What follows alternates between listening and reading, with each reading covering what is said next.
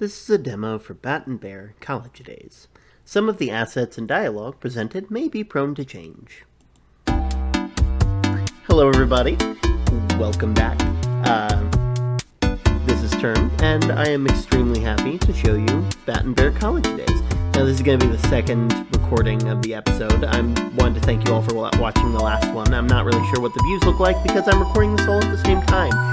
Destruction of illusion. You guys aren't, there isn't the illusion of this being made all as you watch it. So, you're welcome for that.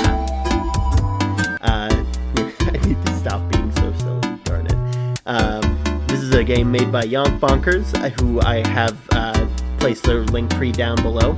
You guys can support them. Go to their Ko-fi page, give them donations, monthly donations even. You can even get commissions from them. They'll even make character references for you if you really want, which is wonderful. I don't really see in their prices, from what I can tell, seem to be wonderful. So I haven't commissioned many people, but I was able to afford it. And so if I can afford it, I'm sure you can too, if you work a decent job. But not a decent job, like I'm rambling now. Anyway, we're going to go ahead and start. I'm actually going to be heading to the preferences first, as I said last time, to get some stuff set up. And then I will meet you guys when the thing starts. A lot could change in a month. But nothing changed between the two of them. Despite being roommates, the two hardly knew anything about each other. They never talked, hardly even acknowledged each other. At most, they'd exchange bitter faces while discussing chores. There was no connection. And to them, it's safer that way.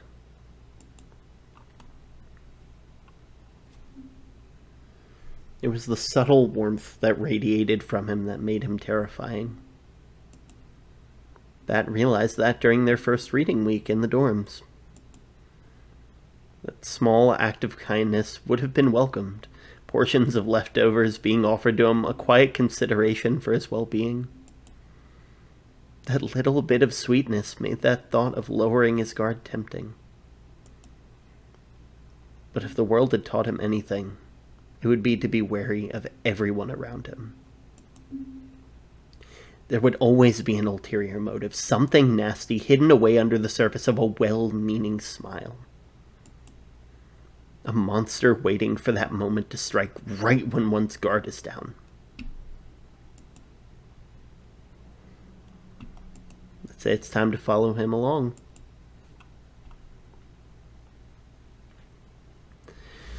Sore from his lonely night of drinking, Bat propped himself up on his weak arm and trembled slightly underneath him.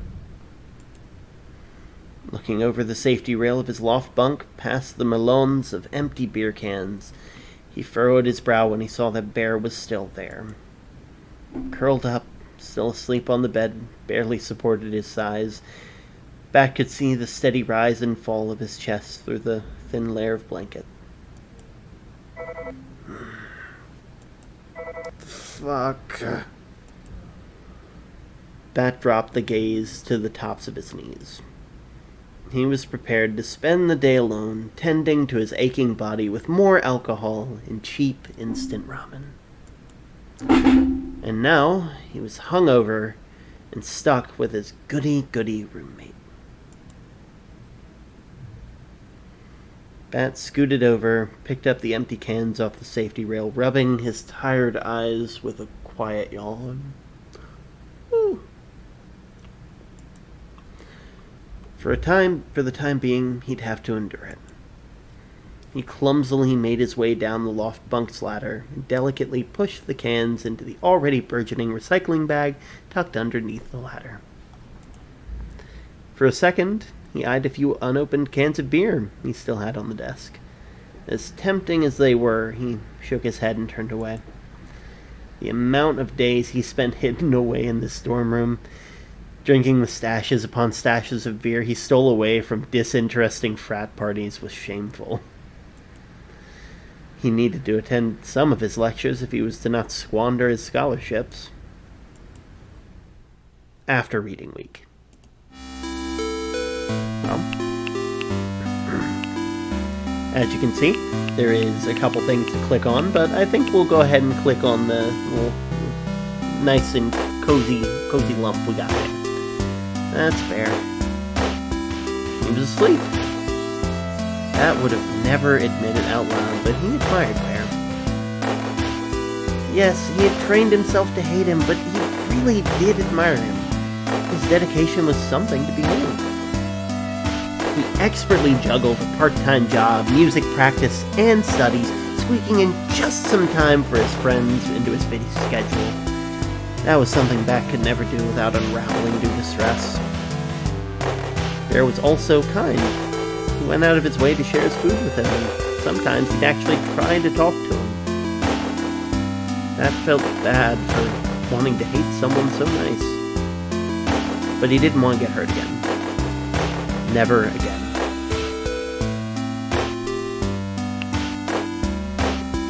This was Bear's calendar. It was filled with important dates that meant nothing to Bat. Recitals, job interviews, due dates. Though he'd hate to admit it, he was grateful that Bear was so diligent with it. He was starting to lose his grasp on time. His days were blurring together into a confusing mess. Bat would have failed a lot of projects without it. This was Bear's poster for Ol' Yonder, a popular tabletop RPG. Bat remembered finding the multicolored dice that the nerds brought to high school very pretty. He loved listening in on the weird stories of cowboys and outlaws and walking cacti that they'd play out during lunch. He never was brave enough to approach them, let alone ask them to join, and he probably intimidated them too. That side. It was probably better that way.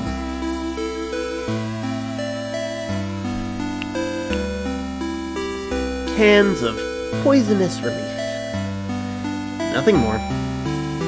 Bat hated the fact that they swallowed his very being whole, sucked him dry of his worth, stole so much of his life, but he needed them to shut his screaming amygdala up.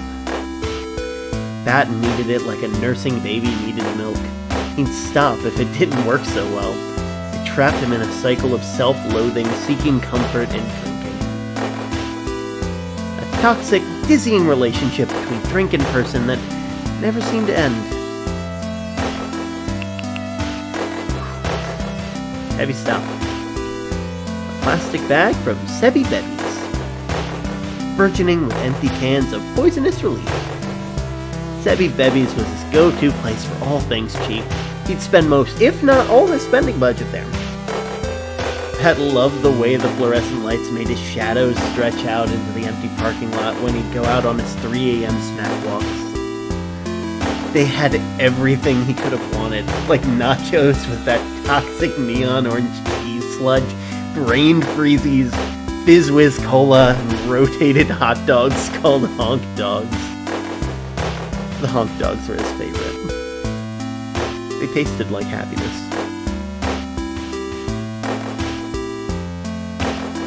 Only one more thing to click. The ladder to Bat's bunk.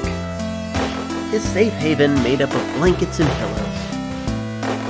Bat spent most of his free time cocooned there. Nothing mattered there, just the dim, dying light of hopes and dreams, wishing to thrive rather than just survive, accompanied by post-punk and dark wave cassette tapes. For his time at college, this safe space was his, and he had every intention on using it fully. Climb up? Sure. Climbing up his ladder, Bat quietly skittered back to his spot. He dug his hand into the gap between the mattress and the wall and pulled out a few cassettes, his well-loved tape player and some earbuds. The tape player weighed nicely in his hands. Covered in scratches and old holographic stickers, the cassette tape was still left inside. With a wry smile, he fitted the earbuds into his ears and pushed play. Reality was cold, harsh, an unpredictable mess of constant crises and droves of uncaring people who'd bleed out anyone kind enough to love someone.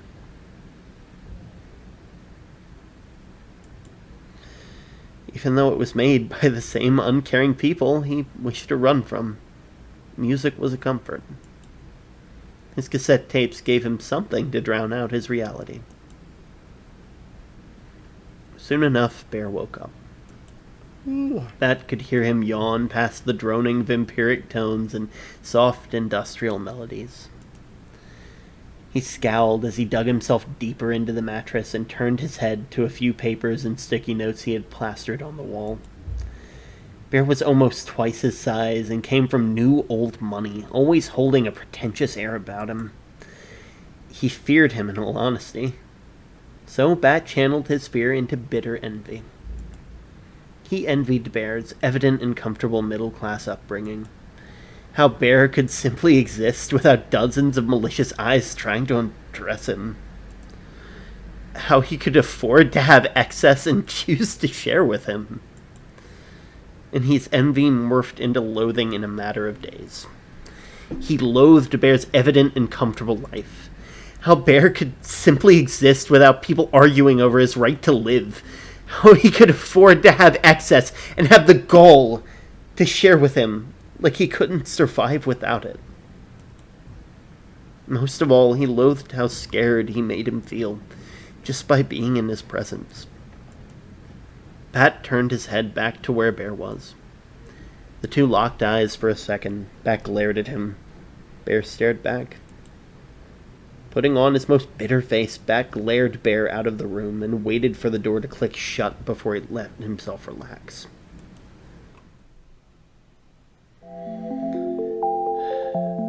Listening to Bear's footfalls as they grew distant, Bat let out a breath he didn't realize he was holding. He hunched over, clutched the sleeves of his hoodie, and dropped his head.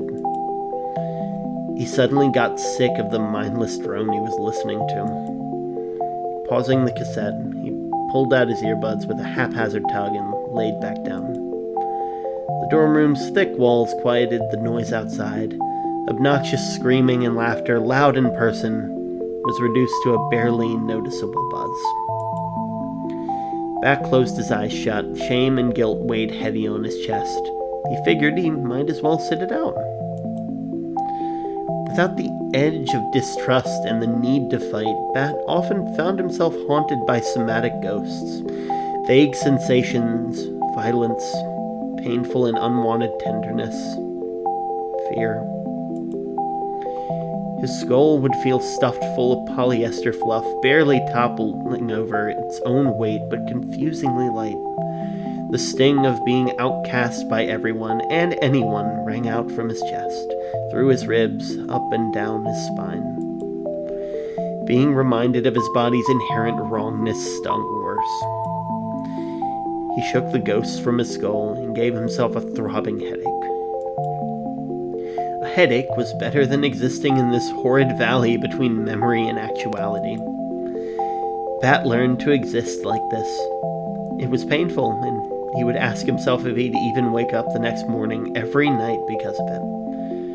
But he had to if he was to survive everything he went through, everything he's going through, and everything he will go through. He lost everything, so why hold on to anything? Sure, the only way to go from rock bottom was up, but right then and right there he couldn't move. He was paralyzed by pain, sadness, and self-disgust. Bat sat himself back up after laying for a good few minutes. His gaze settled on Bear's bed. Neat and tidy, Bear always left the spaces like that, even if he makes a mess at his desk while annotating sheet music or studying how some old man writes his arpeggios. He always somehow had time to clean up. Bat turned his attention to his bed. Pushed into the corner of the safety rails was a small pile of dirty clothes. One of his two binders was somewhere in it, wadded up in a ball, the other one splayed out on top of the mess in front of him. His little nook for storing his cassettes and earbuds and tape players was also where he'd often stash away half-eaten snacks or drinks he'd promised he'd drink, and never did. Staring at the state of his sleeping space made him sick. He would get up and clean, but his body already took root where he sat. And that's where we would start Chapter 1, if this wasn't a demo. I wanted to thank you guys so much for watching. That's unfortunately all the demo has to offer. And, wanted to let you guys know that I appreciate you. If you're going through anything, feel free to drop it down below. If you want to remain anonymous, that's completely fine, and you can do that as well. I'm not really sure how you would contact me anonymously, or contact anyone anonymously. I'll try and put some stuff down there, some links. I don't know. I'm recording this pretty late at night, so I'm kind of tired, but you know, everybody's going through something, so it's always good to at least have someone to talk to. As I mentioned before, Yonkbonkers, their link tree is down below. They did an amazing job. You can see all their stuff. You can even check out their Twitter and their TikTok if you want to see what they're up to there. I believe they have some other stuff, but that's kind of outside my range at the moment. So, thank you again, and we'll see you next time. Later.